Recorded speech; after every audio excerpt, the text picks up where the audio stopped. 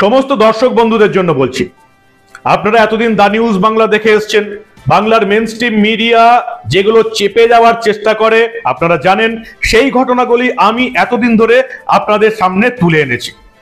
লড়াই বাড়ছে এবং আপনাদের যেটা দাবি যে আরো বেশ কিছু ঘটনা আপনারা দা নিউজ বাংলার পর্দায় দেখতে চান, কিন্তু এতদিন আমি করে এসেছি সারাদিনে 5টা-6টার বেশি প্রতিবেদন আমি আপনাদের সামনে আনতে পারতাম না, সেটা সম্ভব নয়।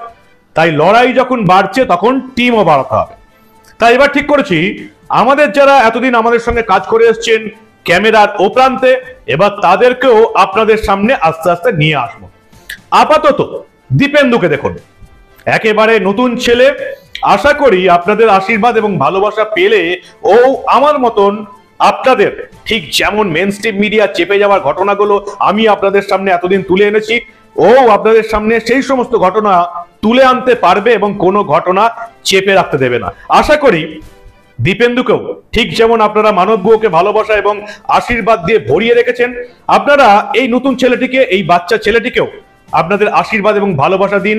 আমি বিশ্বাস করি আপনাদের আশীর্বাদ এবং ভালোবাসা যদি ওর মাথায় থাকে, তাহলে ও আমার চেয়েও ভালো খবর আপনাদের জন্য তুলে আনতে পারবে।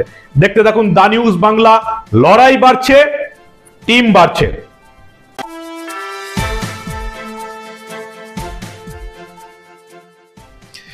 বলা হয় রাজনীতি হলো রাজার নীতি। গৃহত্যাগী সন্ন্যাসীরাও কি রাজনীতিতে আসছেন? আমরা উত্তরপ্রদেশে দেখেছি যোগী আদিত্যনাথকে মুখ্যমন্ত্রী হতে, কিন্তু এই রাজ্যের মুখ্যমন্ত্রী নিজেই যদি প্রকাশ্য মঞ্চে সাধু সন্তদের অপমান করেন, সরাসরি রাজনীতির দাগ দাগিয়ে দেন তাদের গেরুয়া বসনে, তাহলে তো প্রতিবাদ আসবেই। নমস্কার, আমি দীপেন্দু, দা নিউজ বাংলায় আপনাদের স্বাগত জানাই। শুরুটা হয়েছিল গত 18ই মার্চ। হুগলি জেলার গোঘাটের জনসভা থেকে সরাসরি ভারত সেবাশ্রম সংঘকে অপমান করেন মুখ্যমন্ত্রী মমতা বন্দ্যোপাধ্যায়, আর তারই প্রতিবাদে আজ পথে নামলেন সমস্ত সাধু সন্তরা। ভাবুন একবার, কোন রাজ্যে বাস করছি আমরা। কি বলেছিলেন মমতা বন্দ্যোপাধ্যায়, শুনে নেব আর একবার। সব সাধু তো সমান হয় না। এই যে বহরমপুরের একজন মহারাজ আছেন, আমি শুনেছি অনেক দিন ধরে, কার্তিক মহারাজ।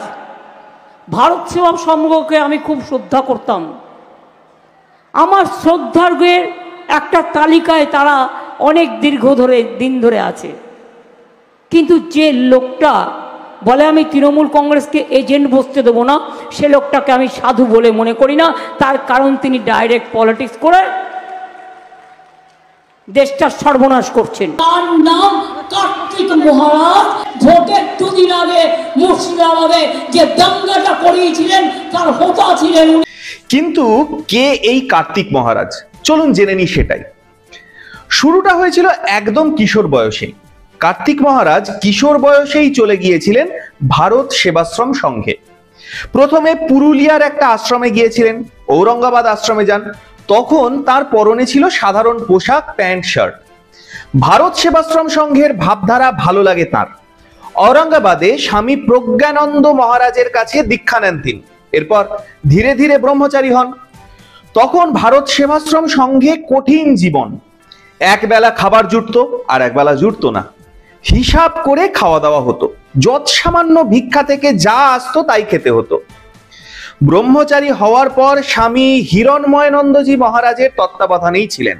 তারই সান্নিধ্যে বড় হয়ে ওঠা কার্তিক মহারাজের 20-22 বছর বয়স থেকেই এই হিরণময়ানন্দজি মহারাজের ছত্রছায়ায় ছিলেন কার্তিক মহারাজ। পড়াশোনার মধ্যে সারা দিন ডুবে থাকতেন তিনি। এরপর তার বেলডাঙ্গায় আসা। তার শিষ্য দিবাকর কর্মকার বলেন, তখন সেখানে আশ্রম ছিল না। ভিক্ষে করে 2টো টিনের চালা দিয়ে একটা ঘর তৈরি করেছিলেন, একটা মন্দির। তাও 35 বছর আগের কথা। ভারত সেবাশ্রম সংঘ প্রতিষ্ঠা করেন, সন্ন্যাসন। কার্তিক মহারাজ বেলডাঙ্গায় আসার পর থেকেই আদিবাসী মেয়েদের জন্য একটা হাই স্কুল করেন, প্রাথমিক বিদ্যালয় করেন। ধীরে ধীরে কেন্দ্রের তরফ থেকে সরকারি সাহায্য আসা শুরু হয়। এখন বেলডাঙ্গায় প্রায় 12টির মতো স্কুল রয়েছে। ছাত্রছাত্রীর সংখ্যা প্রায় 3000-এর মতন। তার মধ্যে 80% কিন্তু সংখ্যালঘু সম্প্রদায়ের ছাত্রছাত্রী। আর এমন একজনকে নাকি মমতা বন্দ্যোপাধ্যায় দাবি করছেন সাম্প্রদায়িক। স্কুলগুলোর ছাত্রাবাসে 450-র মতো আদিবাসী ছাত্র থাকে। হাসপাতাল রয়েছে। তার এক শিষ্য বললেন কার্তিক মহারাজ একটা ইটও নিয়ে বেলডাঙায় আসেননি, যা করেছেন পুরোটাই ভিক্ষা করেই করেছেন। কার্তিক মহারাজের দীর্ঘদিনের বন্ধু, সঙ্গী এবং বিশিষ্ট শিক্ষক মানস ভট্টাচার্যের মুখেই শুনে নিন কার্তিক মহারাজ মানুষটা ঠিক কেমন। উনি প্রথম যখন সন্ন্যাস গ্রহণ করেন 40 বছর আগে, তারপর থেকে ওনার প্রধান লক্ষ্যই ছিল মুর্শিদাবাদের বাল্যবিবাহ রোধ করা, মুর্শিদাবাদের শিক্ষার প্রসার করা এবং মুর্শিদাবাদে ভালো চিকিৎসার ব্যবস্থা দেওয়া। আচ্ছা, এটা ছিল ওনার টার্গেট। তো সেই পরবর্তীকালে যখন উনি বেলডাঙ্গা মিশনের অধ্যক্ষ হন, সেখানে তিনি স্কুল প্রতিষ্ঠা করেছেন। উনি এখন 12টা স্কুল চালান, উনি বিশাল একটা হসপিটাল চালান এবং সেই হসপিটালে কলকাতার বিখ্যাত ডাক্তাররা গিয়ে চিকিৎসা করেন। চিকিৎসা পান কারা? বেশিরভাগটা সংখ্যালঘুরা।